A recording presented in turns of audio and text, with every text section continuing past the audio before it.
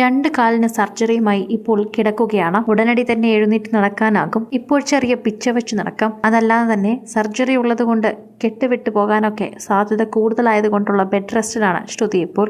എന്നാൽ എല്ലാവരും ഇപ്പോൾ ഓർത്തു പറയുന്നത്, പ്രത്യേകിച്ച് ജെൻസന്റെ സുഹൃത്തുക്കൾ ഓർത്തു പറയുന്നത്, ജെൻസനെ അവസാനമായി ശ്രുതി കാണാൻ പോയപ്പോൾ പറഞ്ഞതാണ്. ഉറക്കെ നിലവിളിക്കുന്നുണ്ടായിരുന്നു ശ്രുതി.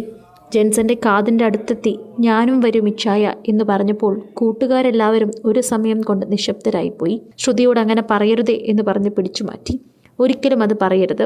നിനക്കൊന്നും വരാതിരിക്കാനല്ലേ അവൻ ആഗ്രഹിച്ചിട്ടുള്ളൂ. അവനത് വന്നു പോയത് എന്തുകൊണ്ടാണെന്നറിയില്ല. പക്ഷേ നീ ഈ പറഞ്ഞത് അവൻ ഒരിക്കലും ആഗ്രഹിക്കുന്നില്ല ശ്രുതി. ഇത് പറഞ്ഞു കൊടുത്തത് ജെൻസന്റെ സുഹൃത്തുക്കൾ തന്നെയാണ്. തകർന്നടിഞ്ഞു നിൽക്കുന്ന ശ്രുതിയുടെ വായിൽ നിന്ന് അങ്ങനെ ഒരു വാക്ക് വന്നപ്പോൾ എല്ലാവർക്കും അത് നൊമ്പരമായി മാറി. അവൾക്കൊന്നും സംഭവിക്കാതിരിക്കാനാണ് അവനെല്ലാം ചെയ്തത്. അവളെ ഒറ്റയ്ക്കാക്കാനോ അവളെ ആരെങ്കിലും കരയിപ്പിച്ചാലോ അവന് വല്ലാത്ത ദേഷ്യം വരും.